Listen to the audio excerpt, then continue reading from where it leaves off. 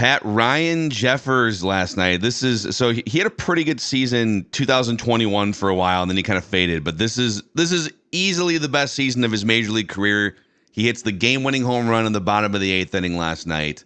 No one ever talks about this guy, or he's like the 10th guy you would think of when talking about the Twins lineup, but he probably deserves a little more credit at this point. Now, I've been campaigning for a couple, 3 weeks now that when we go to vote the most improved Twin, it should be unanimous that it's this guy. And here's what I was thinking is I got to actually try to talk to him today.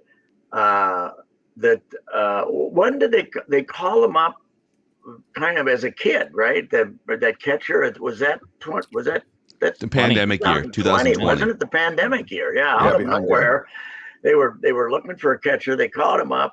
They really liked him hitting wise then, as you know. And then a couple of years, Mitch blew up, and that didn't work. But so he has 2 mediocre years to the point where they go out and give a 3-year contract to a 32 or 3-year-old catcher, right? That isn't a Vasquez. That isn't exactly a vote of confidence for Ryan Jeffers when you bring in this other, if you bring in an old catcher to share the job with him, right, that's fine. But when you give the guy a 3-year contract, you're saying he's the man, not you. And I give this kid unbelievable credit because he remade himself by himself during the offseason. He changed himself. He changed himself as a hitter, and he really improved behind the plate, too. He's throwing great. And, I don't see a lot of difference between the two of them as receivers, but they still have a, 60-40? Vasquez, basically, is it Judd? What is it? It's not 50-50. It's closer to 50-50 than it was when the season started. It's changed, but yes. I think Vasquez just got 2 games in a row, right? Didn't he catch 2 games in a row? I watched them receive. I don't see any difference. Do you? Except maybe more balls go to the screen with Vasquez because he tries to one-handed down there. So, but yesterday wasn't fascinating. I'm sure that this was reported everywhere, but I read it in the Star Tribune today. The fascinating thing, Correa's thing about he comes in and did you read this, Phil, about he comes in and the pitching machine has been changed when he goes back the slider. Yeah. He'd been practicing against that slider for 2 innings. For a higher release. That's a thinking ball player. That's not somebody just sitting there on the bench wondering what's going to happen. This is 2 innings. He knows that somehow he's looking at the lineup, knowing that Will Smith is going to be pitching that inning because they got the lefty hitters like Julian and those guys.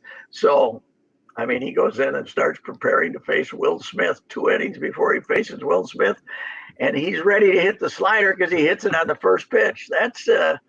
This is one of the better moments that if you're a Twins fan who's been frustrated all year, this is some guy that you should say, damn, he's turned into quite a player.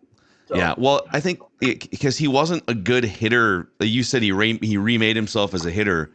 If the Twins knew they were going to get this version of an offensive catcher, they probably don't sign a starting catcher for multiple years, right? No, I don't think so. Not at all. It was a kick in the shins for Jeffers, and it's not that he.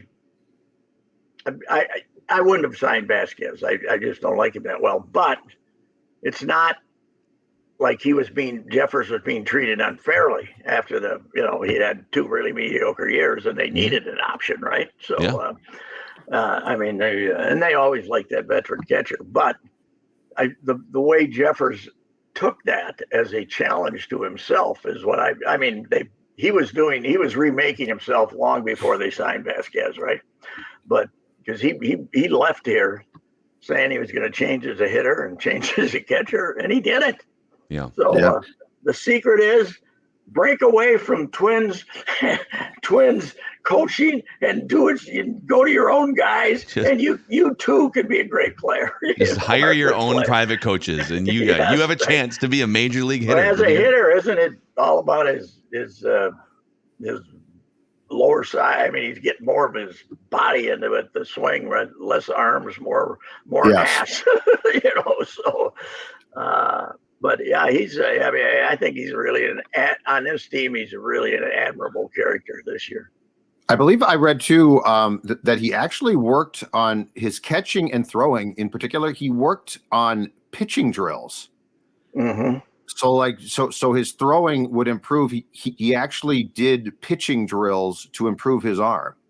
Because that was a problem too. I read something like that too. Yeah, he was serious about this stuff. It was not just some type of quick fix attempt. Yeah, I remember when he came up. I did his first game. He got a hit, and I called his college coach and a couple other guys that had him as a kid, and the college. Where was he? Charleston or someplace. He's from Raleigh. He's from North Carolina. Yeah, but he was one of those colleges down there that had a good Winthrop or someplace like that. I can't think, but that had a good baseball team. But he basically that coach. I'll have to go back and look it up. Kind of advertised him as just the hardest, or extremely hard worker. I think when he came to college, he had to beat a couple of guys out too to become the catcher in this college program. So, hey, good for him. I haven't seen the video yet. He went upstairs. Did he hit it in the second deck in the mezzanine or where? I believe. I think it hit the second deck, didn't it? Yeah. Yes. It was a no doubter. It was a no doubter. All over it. It was. That had the potential to be another disappointing defeat, and then they pull it out. So boy, Texas is one. They're only one up on the Mariners and the Astros right now. So they could be in third place in that division at any time here this weekend if they don't win. When did you come back from Seattle, Phil? Like mid February. Oh, okay, you were down because Seattle was. I mean, the Mariners fans that were created the year before were irritated with this club, right? For 2 months. They were under. They were all these expectations, and since the All-Star game, they must have the best record in baseball since all the Dodgers have just won 14 out of 15. So in the American League, they must have the best record. And it is funny how that honeymoon period just ends in sports, though. So last year being out there too, it was kind of this unexpected magic carpet ride season, and the fans were in love with all the players, all the role players. Oh, yeah. It was great. And then, we're past that now. Now it's time to go win a World Series, and people were not happy the first half. Seattle, it's very much different as a city than we are because they got water, right there. They got water. Well, we have water, but they have a different water. Yeah, but they got different water. They have big water. Yeah. It takes you an hour to get across the bridge instead of 6 minutes at Lake Street. I got to get across that damn Lake Street bridge. It's not quite the same, but our mentality as fans is pretty damn similar. The bandwagon, and then oh well. Let's worry about something else. Yeah. And football is, I'm sure the state of football. The Seahawks are always most important. But anyway. How could Texas make all of those moves though? They pick up Scherzer, they pick up Montgomery, and not solidify their bullpen. Yes, that's true. But the secret that we have now learned, if you're doing well at the trading deadline, don't do anything. That is the secret of this. The Angels, they have the big decision. We can either trade Ohtani for 5 players who are going to help us, or we can keep him for 2 months and trade more prospects to add. And they haven't won a game since, and now he's going to have Tommy John surgery. Yeah. So, and everywhere else, everybody who loaded up. Did anybody do well when they loaded up? Seattle downgraded a little bit, didn't they? Seattle traded their closer. Yeah. Seattle sold. They sold. Seawald got traded to the Diamondbacks. Yeah, and by the way, right, the Diamondbacks are now back in playoff position after 5 straight wins, but it is funny how that works. They went to 10. Well, yeah, Seawald didn't get it out for a week when he lost a game here, didn't he? He blew a game here against the Twins. That Walter right? home run.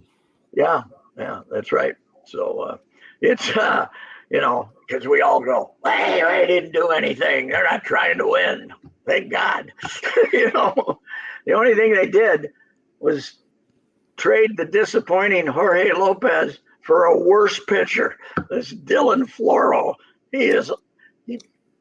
I guess we were talking about this yesterday. He was awful his last 2 weeks there. Hey, let's go get him. Now he's terrible here. So and they must have just wanted to get rid of Lopez, right? I think they were worried about his mental health. Let someone else deal with his mental health, I guess, was the trade. I guess that. But the all year we've been saying, the bullpen isn't that big a problem, but it's a little shaky now. There's no doubt. Does it get better though if you once you get to the playoffs? Do you trust any of the starters that might get bumped to the bullpen? Let's say Bailey Ober is an option, or Kenta Maeda, who pitched out of the bullpen for the Dodgers in the playoffs. Yeah, right. A lot, right? Like what if he becomes a multi-inning reliever? Yeah, that too. And they mentioned it finally yesterday, and I've been saying it for a while.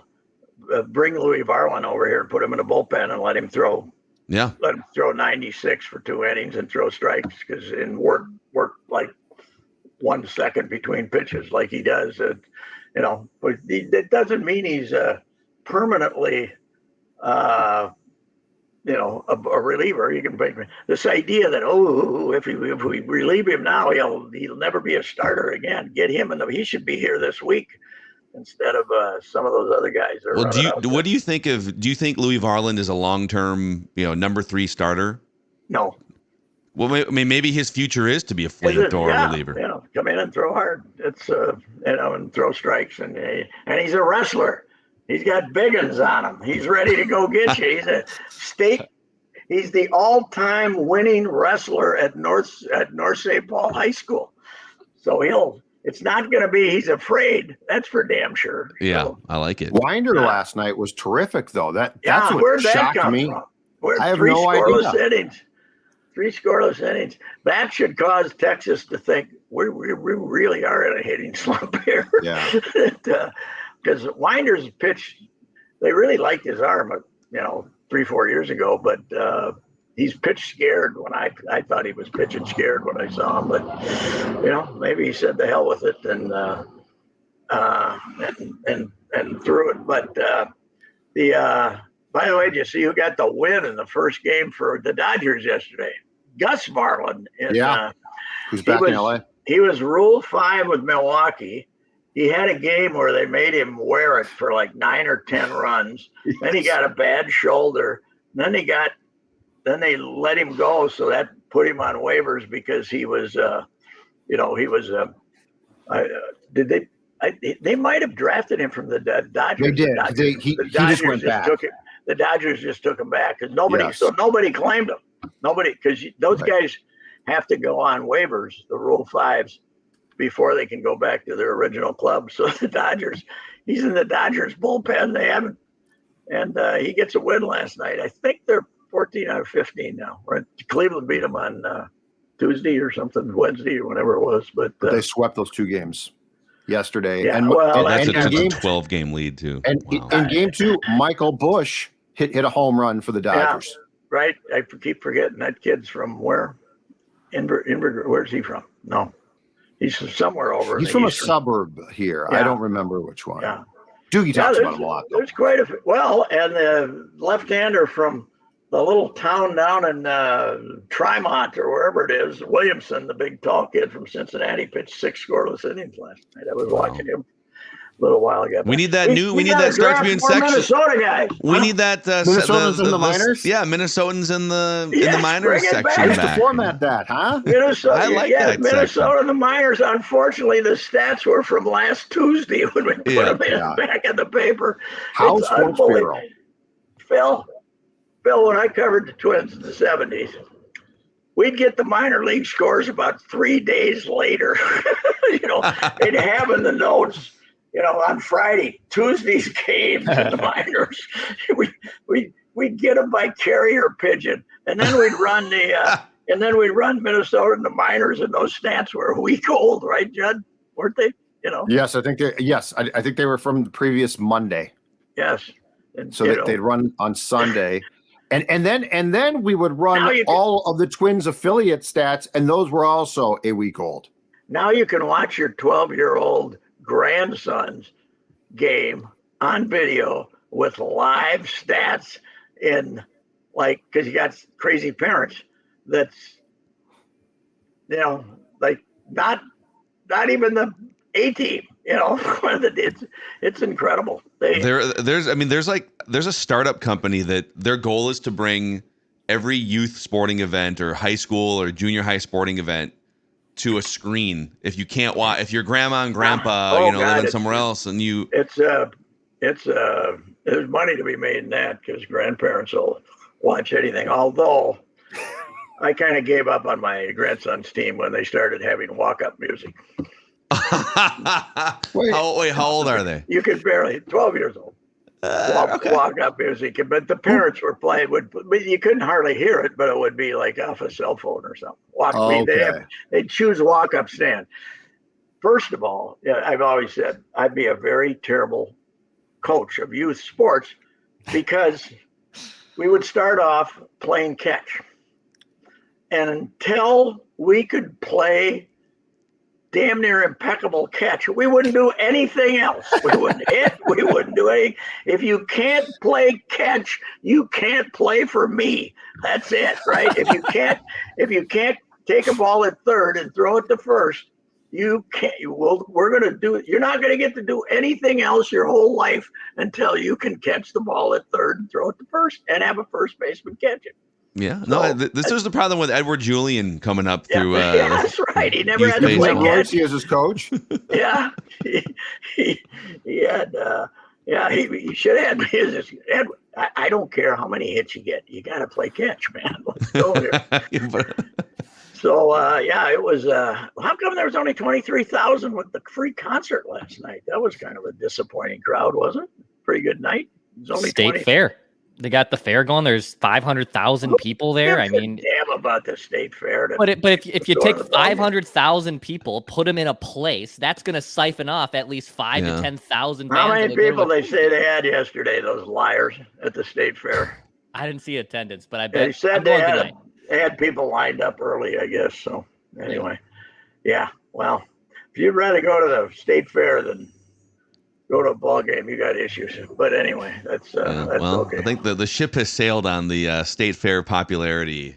Front, God, it has. You can't you can't defeat it. I remember going 30 years ago and saying this thing will not be around 5 years from now, and now it's insane. By the way, if you're if you get the itch tomorrow, the three of us will be live on the Carousel Park stage at 1:00 tomorrow. Really? Purple Daily, Mackey, Judd, Declan, shenanigans. You should have Saturdays when we did it. You should have an emergency baby walk. Have if there's any babies there, have them come up and we can judge their names. Yeah, tell them what their name is. I think the standards for judging names would have to be a little more liberal than they used to be with Such and I, though. You could get yourself in some trouble. We should turn it into a sports therapy session. Say, hey, we're going to be up here for an hour. Yeah. If you want to tell us your Minnesota sports anxieties and problems, that's a good idea. You're welcome to come up and we can help you. Or how about having a half hour of that sports therapy and then a half hour of sports positivity? Oh, what are you happy about? What are you now? Now we're gonna go through all the. I'm taking angst. notes. We're gonna go through all the angst for a half hour, right? And then for a half hour, we're going to talk about what we should be happy about in the sports world. And it doesn't have to be just major league stuff. It can be Declan. He's giving you a run right now. Yeah, okay, maybe you should spend less time soloing the Immaculate Grid and more time.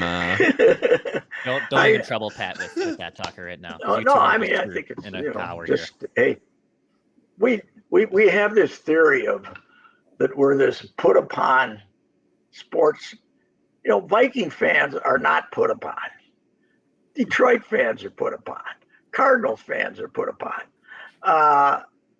We're not put upon. They're so rarely completely horse bleep that how many times have they by merit picked in the top 10? They might have traded up and done something, but how many times do they end up drafting? You talking about the Vikings? The Vikings. How many times they end up drafting? Less than a handful by merit. We've looked this up. We've traded up some, but they're they're never like we got a tank here because they can back into the playoffs and I mean they're plus those losses, the agony of a few difficult losses are fun. That's what it's sports fun. That's what makes you. That's a great way to spin it. Yes, the 1998 NFC Championship game. Yes. It's all just in good fun. It's memorable. We're not going to win this one. It's memorable. It's memorable. I think that's the last time though that Viking fans were convinced they were going to win it, right? Yeah. 2009 with Favre, I think a lot of Vikings fans were convinced. I was not because it was Favre, but a lot of fans were. And the fact is, both of those games were fabulous football games. The game, and I wasn't in the Superdome, but the game here with the Falcons was as good a football game as I've ever been to. And Atlanta deserved incredible credit for coming in here and not having an offside penalty, did they? I mean, they didn't have a false start, I don't think. Maybe one. Chris Chandler did such a magnificent job running that offense. Let's give a little credit to Chris Chandler today when we're doing this show. Remember, I like it. 25 years later, had almost died. If you recall, he had like emergency heart surgery right before that. Hey, just an update too. Late breaking news. So I was talking to a couple of people. In fact, a conversation was shared with me. There was a former Viking assistant from that 2009 staff who was at practice this week. He explained that part of the problem with the personnel package being wrong and Tahi being on the field was a result of Bieniemy lowering his headphones and not hearing what the personnel call was from offensive coordinator Darrell Bevell. Oh no! Okay. And so he assumed it was going to be 21 personnel, and it was supposed to be 11, and that's why Tahi was not told don't go on the field. Well, we still want to blame Chili, right? We still want to blame Chili. Chili got us closer to the Super Bowl than anybody since Bud. Do we remember that? He got us closer than anybody. I'm with Pat. Statue for Chili.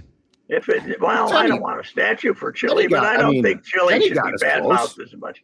Chili's first year was not a PR success. I'll admit that. Yeah. But he's a good dude, So.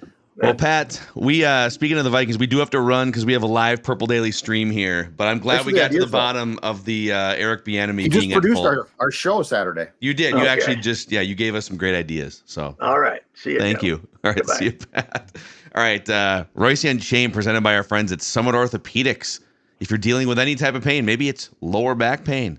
Maybe you've been missing some practices lately with some lower back pain, some contract pain. Ow.